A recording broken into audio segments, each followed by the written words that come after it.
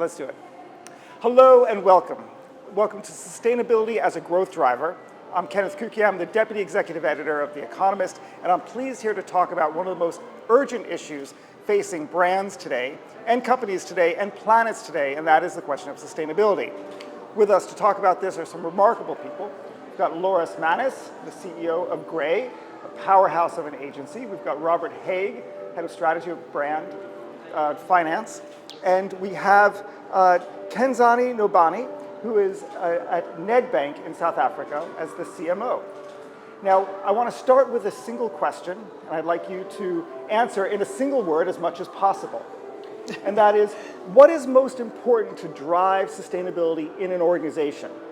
Is it having the data, or is it having instinct, intuition, or feelings? So between like this Rousseauian world of passion and the inner view of a person versus the Cartesian, after all, we're in France, it's Cannes, the Cartesian view of the analysis and the logic. What is it? Passion or facts? I'm happy to start. One word. Data. I'm from a bank. You're from Good answer. All right, data. Laura. Love. It's the most powerful emotion, and it will drive change and impact. I'm a journalist, so funnily enough, love wasn't on my bingo card. All right. Got it. Robert. Deciding votes. I'm going to say data as well. Whoa.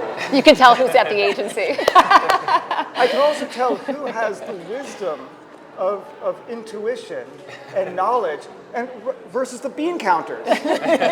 So first, let's hear why love. Well, first of all, sustainability is a driver for growth. I believe that it is necessary to be a heart-centered leader and to leverage that instinct and intuition and passion and enthusiasm and stamina in order to drive change at scale.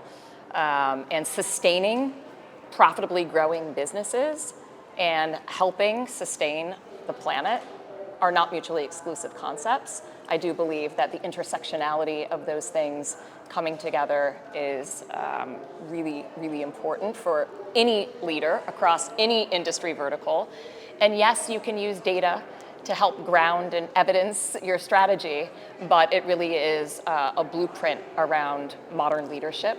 And I believe that love is the superpower we have, and it brings humanity together around what seems impossible at times.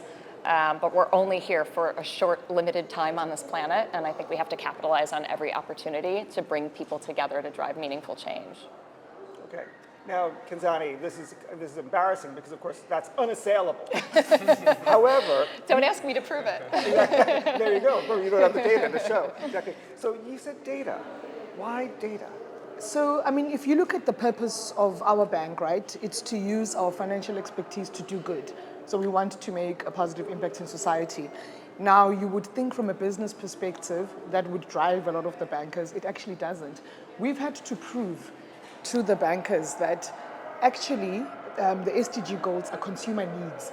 And as consumer needs, you can create products that you can sell, transact with and stuff to make money for the business and stuff. And that level of data has been what has brought people around to understand. So the purpose wasn't necessarily the thing that unlocked for them the love of sustainability as a growth driver. They get the purpose, they can say it. It was the understanding that these are consumer needs and we can make money from them. And here's the data that proves we are, for example, in renewables on the continent, we're the number one market share across all the banks and stuff. But we had to show that and show that we can make money out of this for our organization to then feel like, okay, cool, this is a growth driver. Okay. Now, Robert, we all know that men are from Mars and women are from Venus. and you said data as well.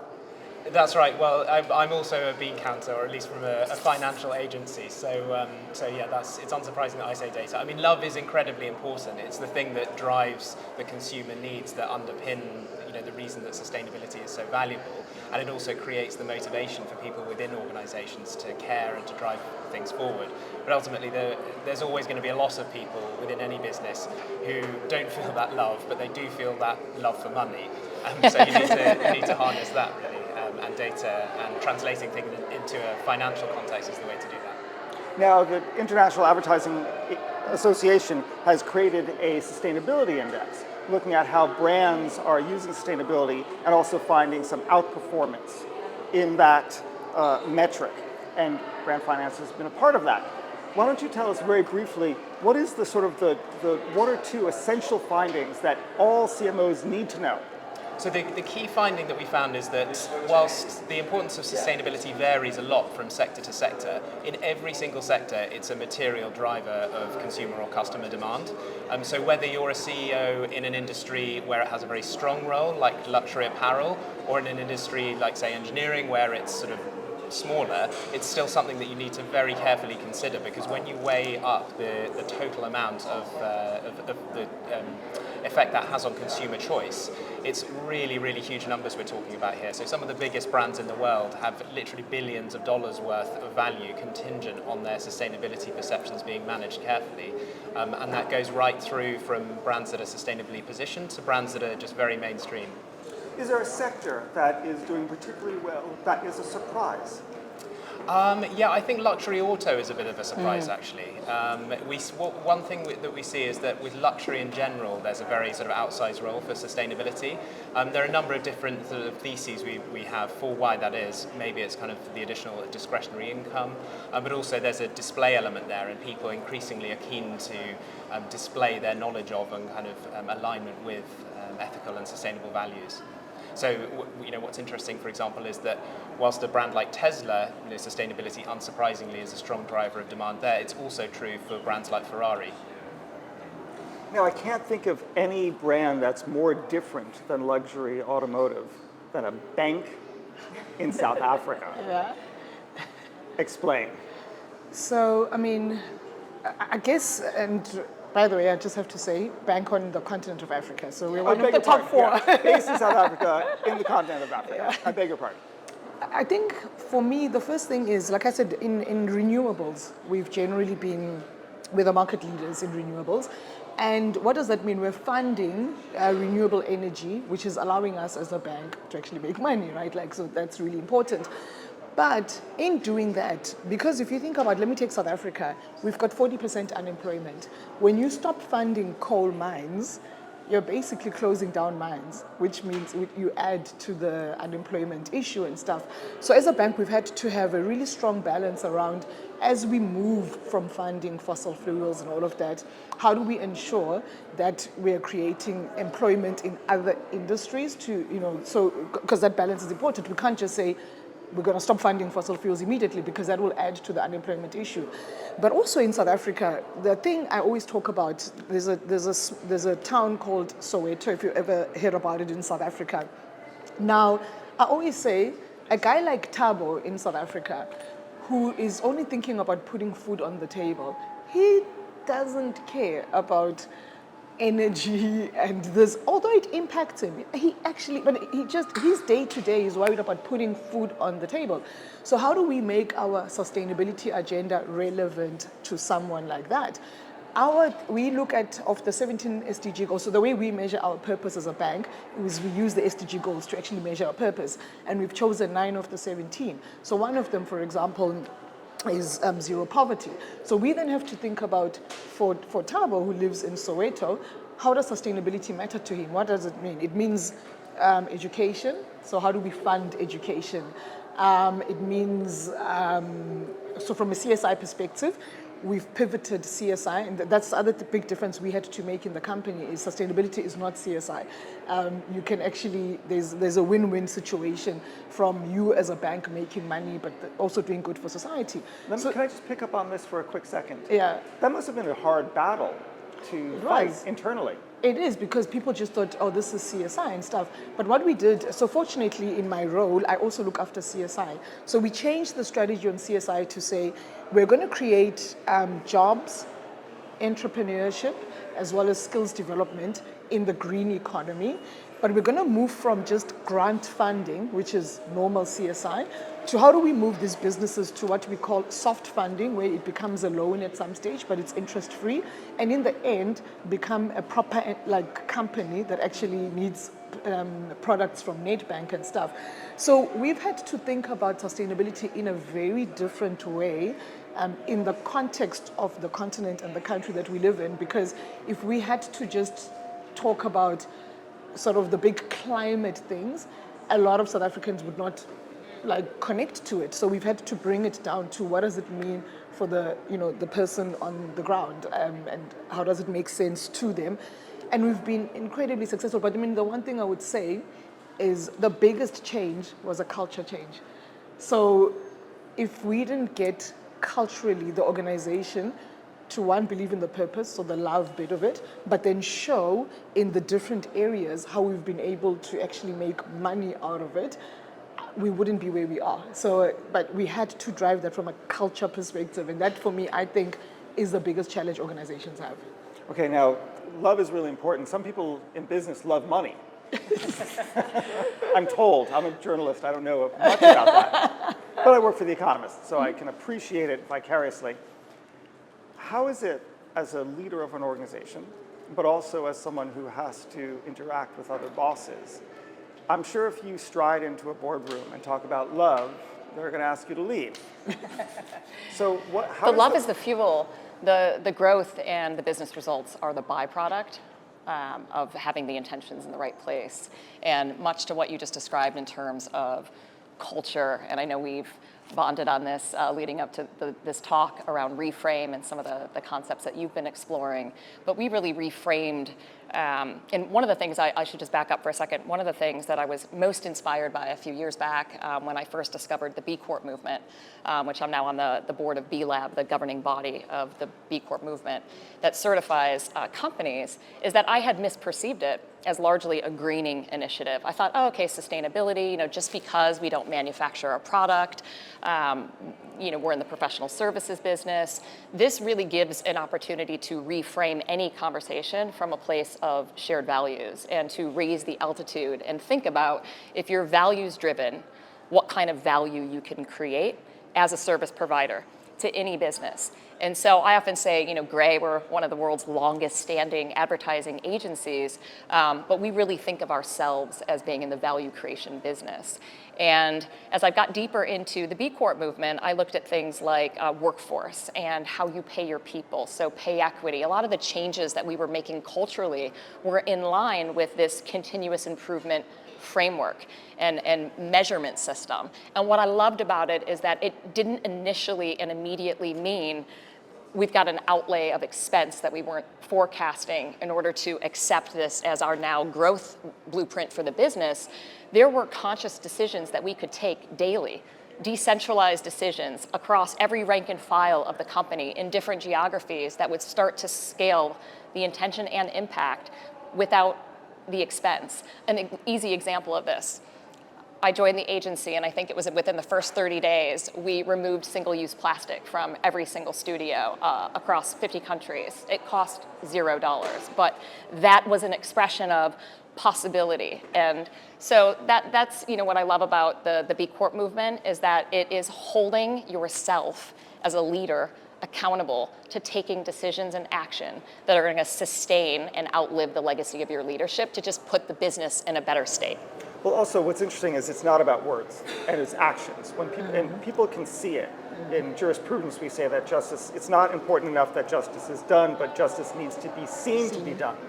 And because so they feel the performativeness of your words. And as marketers, I think there's that fine line of being performative and perfecting your narrative. But the evidence is in the business results and in the growth, and that fuels more of the love that's necessary to sustain this, so that you're not making these short-term decisions, living and dying by the quarter, but you're actually incrementally moving the business forward and growing it in a way that creates an impact on a societal level that wouldn't otherwise be, in our consciousness, I think, as business leaders.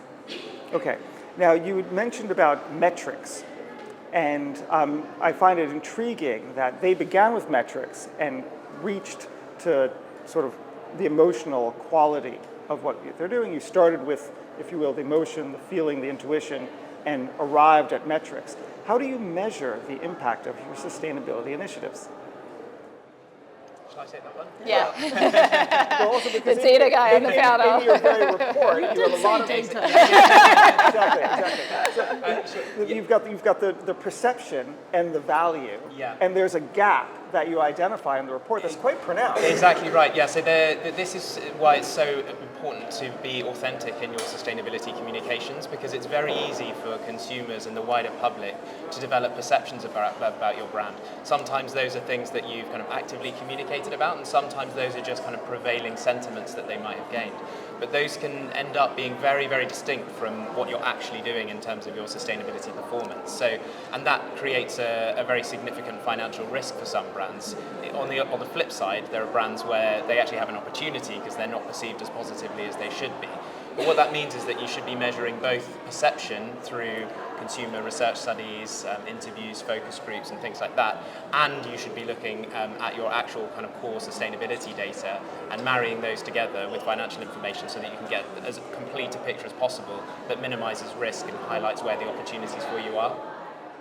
I mean, I want to add to that. I think from a data perspective, we're very clear as a bank, for example, that from our balance sheet, how much are we going to fund that's going to be in the sustainability space and stuff, and how do we transition our balance sheet to go more into sustainability projects from a funding perspective. And we've got targets that we've told the market. And actually, interestingly, when we do investor roadshows after we release our results and stuff, there are two questions we are being asked by shareholders. One is digital. How digital is the bank becoming? Two is ESG.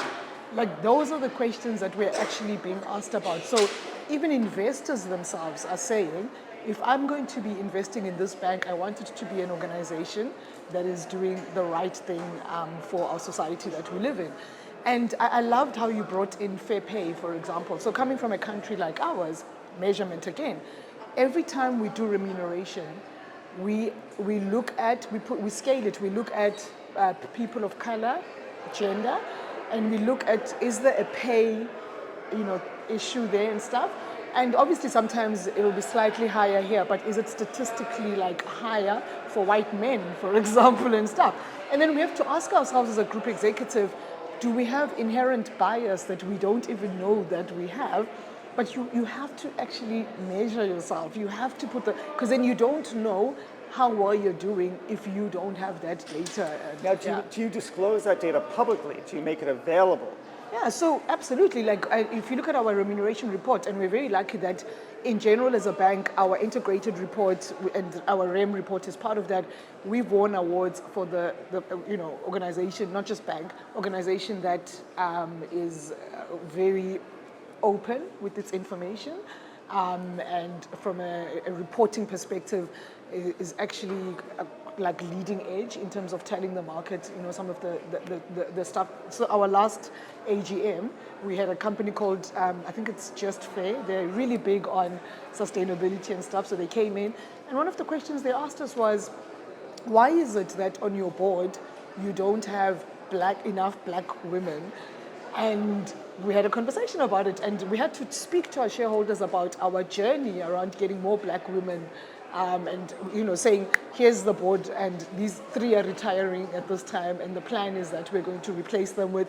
So we believed that being open and honest with the data gets us to a conversation where you can challenge us, but at least we're telling you the truth, and we can hold ourselves accountable to be able to the next time say, this is what we said, and here's how we've developed beyond that.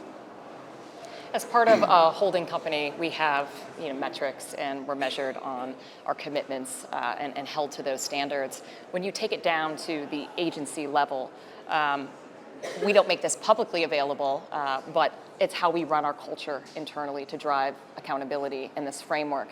And some of the things you might be surprised that we measure, which are not sitting in a commercial and social impact column, are things like how engaged is the workforce? Where are we from a mental health and well-being standpoint when it comes to our people as a people-first organization that's values-led? That is a key metric. If we're going to drive the kind of sustained change and movement that we aspire to achieve and accomplish together, we need to make sure that the organizational health starts there with employee engagement and then client satisfaction, right? So, we need strong, trusted partnerships. And one of the things that's really a proud stat for Gray and has been for many years is that we keep our clients for a really long time. I think it's something like 3 times the industry average, which is incredible as a foundation because we're constantly innovating with them and role modeling the types of behaviors that we want to consult and advise them on, but also hold ourselves to. It also becomes a magnet for the kind of clientele and talent, but clientele that you attract, right? So client satisfaction is paramount. And then reputation. We look at our reputation, not from a performative standpoint in terms of what do we get credit for what we're saying, but do our behaviors actually match the intentions that are being set? Because I believe that cynicism grows in that gap between what you say and what you do.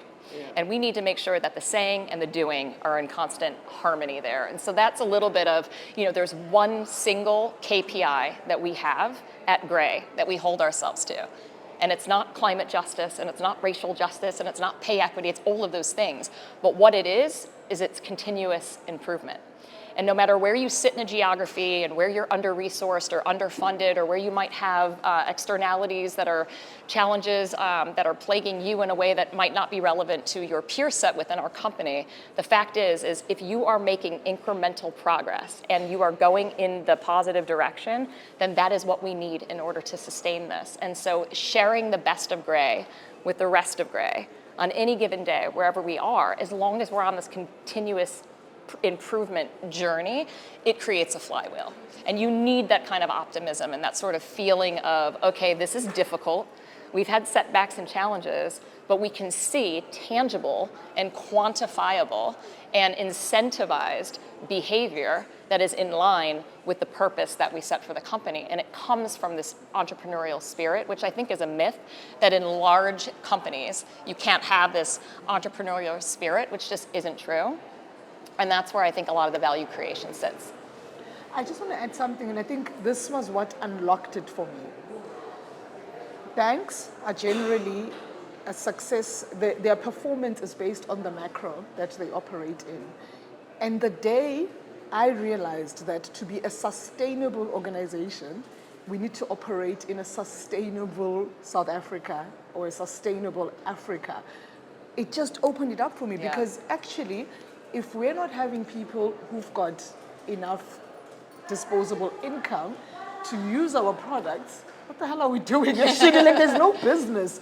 And the minute that clicked for me as the CMO of the bank, that's what I tell everyone. I say, if we're going to live our purpose, which is using our financial expertise to do good, and I try bring it to a simple thing to say, a bank that cares, which is a little bit weird, right? But we are a bank that cares. Because actually, if we don't, there'll be no clients, guys. So what are we talking about here? This is obvious, you know what I mean? That was the thing that just unlocked it for me. That's a really important point, actually, about the wider context. I mean, there are some things that you as a brand can control, and there are others you can't. And if we're living in a world where, say, we're no longer going to be warming at 1.5 degrees, but sort of 2 degrees or 2.5 degrees, that has big implications for the way that economies grow or don't grow or go into decline. And that has a huge impact on your value now of your brand and of your wider business. So it's something that everyone needs to sort of be invested in and try to collaborate to solve. So I wonder how a company should integrate its sustainability strategy into its marketing. There's risk there, right? For example, airlines never advertise on how safe their aircraft are. They avoid that entirely because they don't want to risk it. It's presumed that it's going to be safe.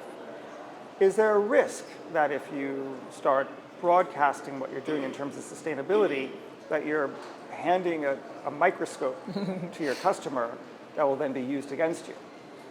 One of the things I love about P&G, a long-standing client of Gray's, is that it's about product superiority, and the climate benefit is baked in as a byproduct of a product superiority position, right? So force for good and force for growth are not mutually exclusive.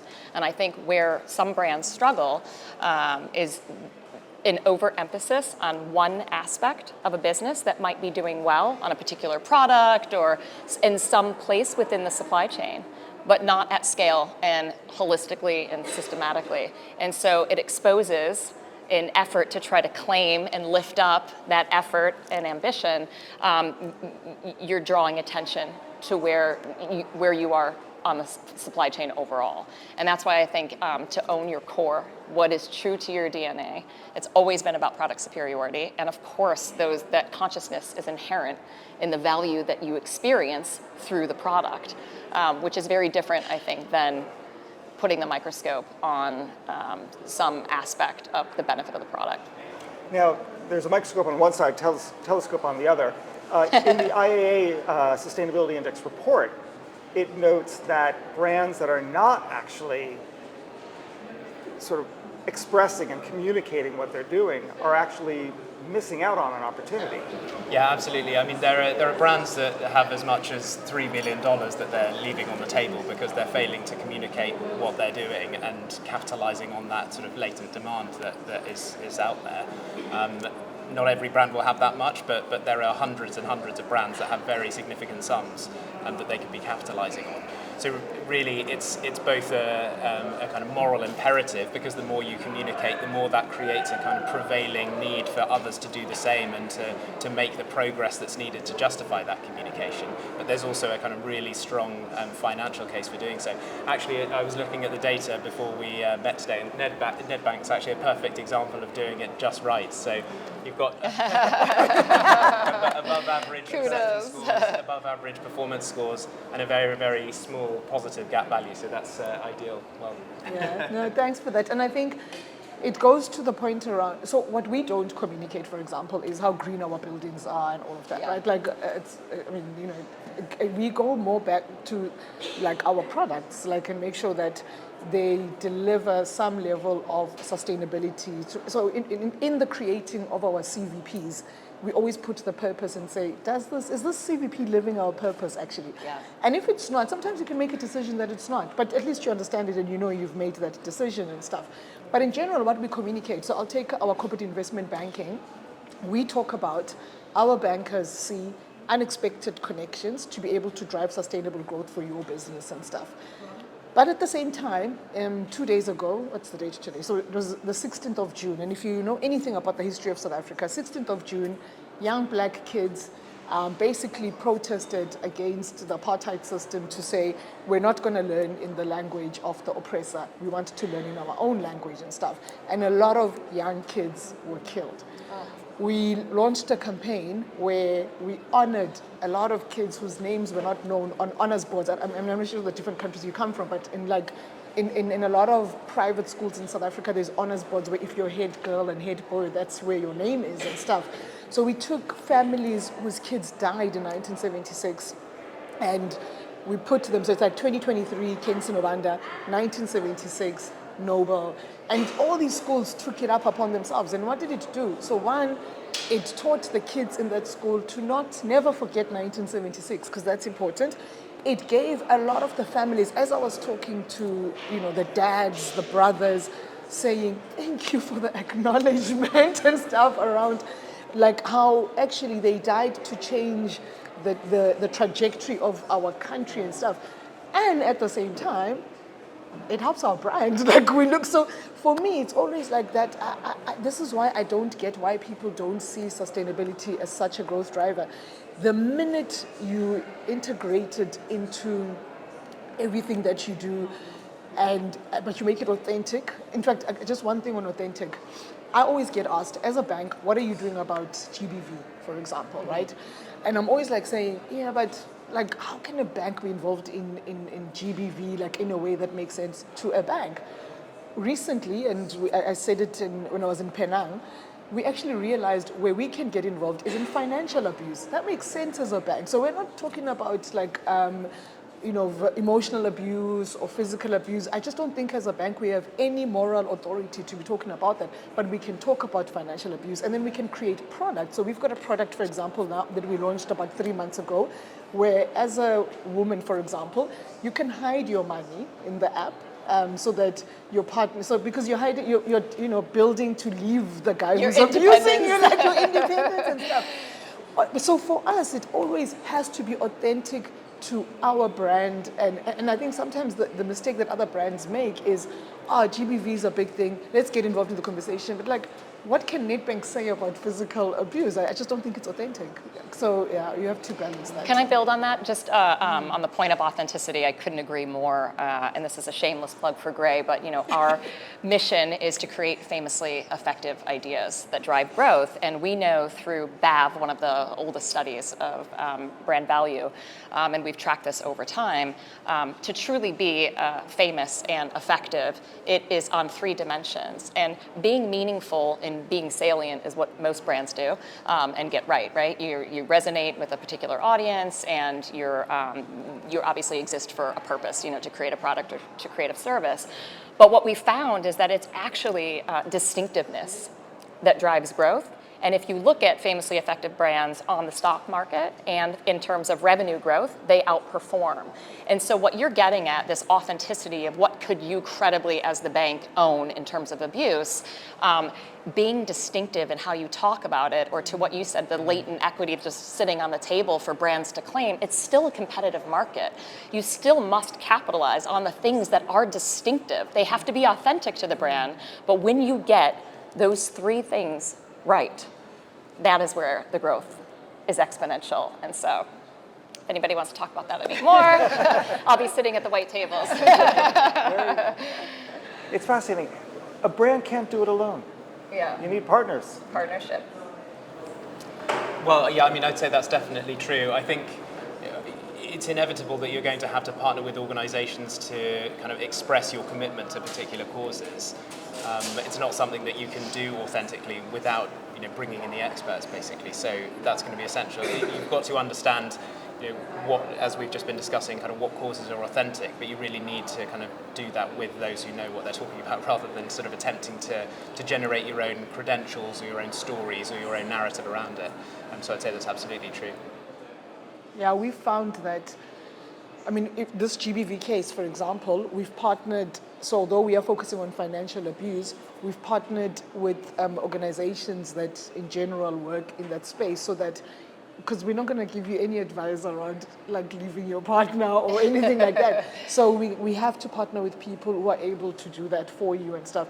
And this is, I guess, the part where I remember the first time we were speaking about it, and they were like, you can come to the branches and maybe talk to... I was like, no, guys, can we leave our staff out of it? Our staff is there to help you with banking. But how do we partner with an organization that can then help you have a much deeper conversation on another bit of that you're going through and stuff? So I absolutely believe in the right partnerships. This has been a fascinating conversation. If I began it with a single, forcing you to synthesize the phantasmagoria of your knowledge into a single word, I'm going to do the same to close the session. I wonder where marketing and communications needs to sit in the sustainability agenda of companies. Is it a world of front-wheel drive or rear-wheel drive, which is to say, should the marketing and communication strategy be out ahead of the rest of the business, and you have to militate for it, press it, and the rest of the business has to catch up with what you think is the right thing because you understand the customer and you understand the market and the trends and where things are going? Or is there a risk, if you do that you're going to be too far out ahead and the company won't really be where you are, and you'll be saying, a brand might be saying something that isn't quite right. You're going to be accused of being hypocritical, that actually the business needs to actually do it, and it's the role of marketing communications to communicate what's actually happening. Are we in a world in which the smartest CMOs are going to be front-wheel drive or rear-wheel drive? All-wheel drive. Of course. Thesis, synthesis, exactly, of course. Can anyone build on that or beat that? Well, you know, it's hard to beat that answer. I would love to say front-wheel drive because marketers typically have so much more energy and enthusiasm and kind of understanding of what really drives the growth of businesses. But in terms of driving sustainability forward, what always seems to work best is when it's integrated across the organisation and it's on the CEO's agenda and it's filtered down from there. So I think it's inevitable that it's going to have to be marketing being part of that overall, which I guess is either back-wheel drive or all-wheel drive. I want to know who the driver is in this case, but I know the vehicle that we need. Come back to Ken next year. I find, and maybe because we're a bank, what's been interesting for us, and I'm incredibly lucky that I get to work for an organization like Nedbank, is our purpose and sustainability agenda is driven by 3 people. It's me as the CMO, it's the Chief Financial Officer, because those are the choices around where we fund, as well as our sustainability team. So we actually work together. We have a working group that we drive it. Yes, our chief executive, he's like, this is what you have to do. But those are the 3 people who are driving the sustainability cause for the bank. If it was just me alone and the CFO didn't believe in it, I think we'd have a problem. And so for me, actually, we are partners in this agenda. Great. Khensani, Robert, Laura, thank you so much for this session on sustainability as a growth driver sponsored by the IAA. Please join me in thanking the panel.